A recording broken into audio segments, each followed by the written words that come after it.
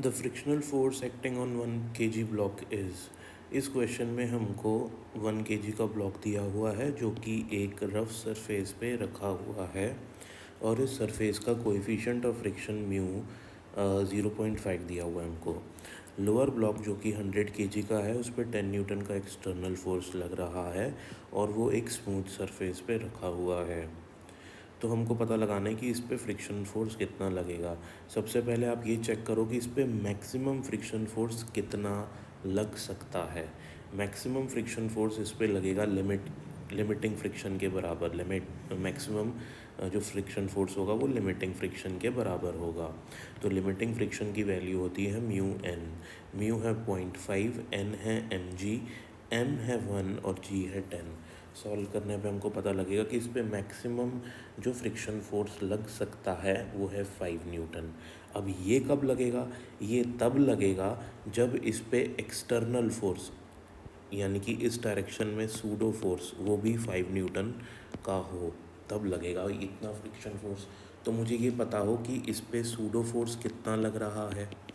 और दूसरी बात मुझे ये भी पता हो कि इस वाले ब्लॉक के रेस्पेक्ट में कोई रिलेटिव मोशन नहीं है, मतलब दोनों एक साथ मूव कर रहे हैं, दोनों का एक्सेलरेशन कॉमन है। ये कैसे पता लगेगा मेरे को? ऐसा भी हो सकता है कि मैं नीचे इतना ज़ोर से फोर्स लगाऊं कि ये वाला ब्लॉक पीछे ही चला जाए, और एक ऐसी भी कंडीशन हो सकती है कि यहाँ पे इतना ही फोर्स लगाऊं कि ये दोनों के दोनों साथ में चलते रहें, इसकी बस पीछे जाने की टेंडेंसी हो लेकिन एक्चुअल मोशन इसका पीछे ना हो। ये भी पॉसिबल है। तो वो डिपेंड करता है इस फोर्स पे। तो इस फोर्स की एक मैक्सिमम वैल्यू होती है ना, तो उसको देख लेते हैं हम, वो कितना हो सकता है। तो यहाँ देखो आप, तो दोनों बॉडीज़ टुगेदर मोशन करेंगे, साथ में मोशन करेंगे कब? जब एक्सटर्नल फोर्स लेस देन या equals to mu m1 plus m2 into g के बराबर होगा। ये फॉर्मूला कैसे आया? अगर आपको इसकी डेरिवेशन देखनी है तो आप मेरे को कमेंट कर दें, मैं वीडियो बना के पोस्ट कर दूँगा। राइट, अभी यहाँ पे डायरेक्ट डेटा सब्सटीट्यूट करते हैं। 0.5 इंटू 101 इंटू जी, तो यहाँ पे मेरे पास आएगा 5 इंटू 101 और एक्सटर्नल फोर्स हमारा यहाँ पे लग रहा है 10 न्यूटन का। तो ऑफकोर्स 10 न्यूटन हमारा कम है इससे, तो इसका मतलब दोनों साथ में मोशन करेंगे। अगर दोनों साथ में मोशन करेंगे डियर स्टूडेंट्स, तो इसका मतलब ऊपर वाला ब्लॉक और नीचे वाला ब्लॉक दोनों का एक्सेलरेशन होगा कॉमन एक्सेलरेशन। और कॉमन एक्सेलरेशन का फॉर्मूला होता है नेट एक्सटर्नल फोर्स जो कि 10 है अपॉन टोटल मास जो कि 101 है। सॉल्व करने पे ये अप्रॉक्सीमेटली 0.1 मीटर पर सेकेंड स्क्वायर तक आ जाएगा। ठीक है, तो यहाँ पे कितना सूडो फोर्स लगेगा? सूडो फोर्स कैसे निकालते हैं?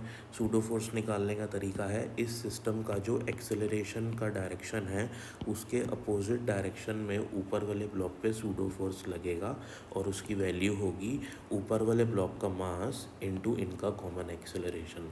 तो क्योंकि ये मूव तो कर नहीं रहा ऊपर वाला ब्लॉक, हम लोग देख चुके हैं, तो इस पे जो फोर्सेस होंगे वो होंगे बैलेंस्ड। तो इधर इस पे लगेगा सूडो फोर्स, क्योंकि इसकी लेफ़्ट डायरेक्शन में चलने की टेंडेंसी है, इसलिए राइट डायरेक्शन पे इसे लगेगा फ्रिक्शन फोर्स। ठीक है, और फ्रिक्शन फोर्स किसके बराबर होगा? सूडो फोर्स के बराबर होगा। तो सूडो फोर्स कितना लग रहा है? मास जो कि 1 है इंटू कॉमन एक्सेलरेशन। तो सूडो फोर्स इस पे लग रहा है 0.1 न्यूटन का, तो इस पे फ्रिक्शन फोर्स भी कितना लगेगा? 0.1 न्यूटन का ही लगेगा। ठीक है, तो इस पे जो फ्रिक्शन फोर्स आएगा वो भी 0.1 न्यूटन का ही होगा। ये हम कैसे चेक करते हैं? क्योंकि हमको पता है फ्रिक्शनल फोर्स जो होता है वो सेल्फ एडजस्टिंग फोर्स होता है। जैसे जैसे आपका फ्रिक्शन फोर्स एक्सटर्नल फोर्स बढ़ता रहता है वैसे वैसे फ्रिक्शन फोर्स बढ़ता रहता है, but up to a certain limit वो होती है लिमिटिंग फ्रिक्शन की वैल्यू। तो अगर external force pseudo force 5 newton का लगता तब मैं कहता कि फ्रिक्शन फोर्स भी 5 न्यूटन का ही है, लेकिन क्योंकि एक्सटर्नल फोर्स 0.1 न्यूटन का है तो इसलिए फ्रिक्शन फोर्स भी 0.1 न्यूटन का लगेगा और ब्लॉक जो है वो रेस्ट पे रहेगा। Thank you for watching.